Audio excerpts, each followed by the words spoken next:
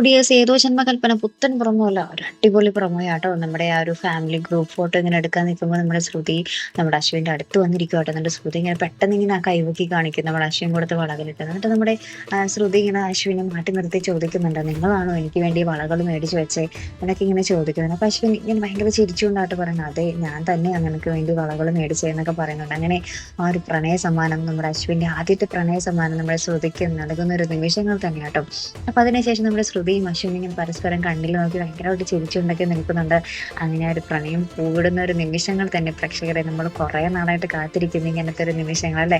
ഇതിക്ക് മുമ്പൊക്കെ നമ്മുടെ അശ്വിനും ശ്രുതിയും നേരെ കണ്ടാൽ കീരിയും പാമ്പ് പറഞ്ഞു. ഇപ്പോഴാണ് അവരുടെ മുഖത്തൊരു പ്രണയം, കണ്ണിൽ പ്രണയം, ഒരു ചിരിയിൽ പ്രണയമൊക്കെ തെളിയാൻ തുടങ്ങിയത്. അങ്ങനെ അടിപൊളി നിമിഷങ്ങൾ തന്നെയാട്ടോ. അതിനുശേഷം നമ്മുടെ ശ്രുതി പോയിട്ടും നമ്മുടെ അശ്വിൻ ഇങ്ങനെ വീട്ടിലിങ്ങനെ ശ്രുതിയുടെ ആലോചനകളിൽ ഇരുന്നിരുന്ന ശ്രുതിയെ തന്നെ സ്വപ്നം കണ്ടിങ്ങനെ ചിരിച്ചുകൊണ്ടിരിക്കുന്ന അടിപൊളി മുഹൂർത്തങ്ങൾ തന്നെ കേട്ടോ.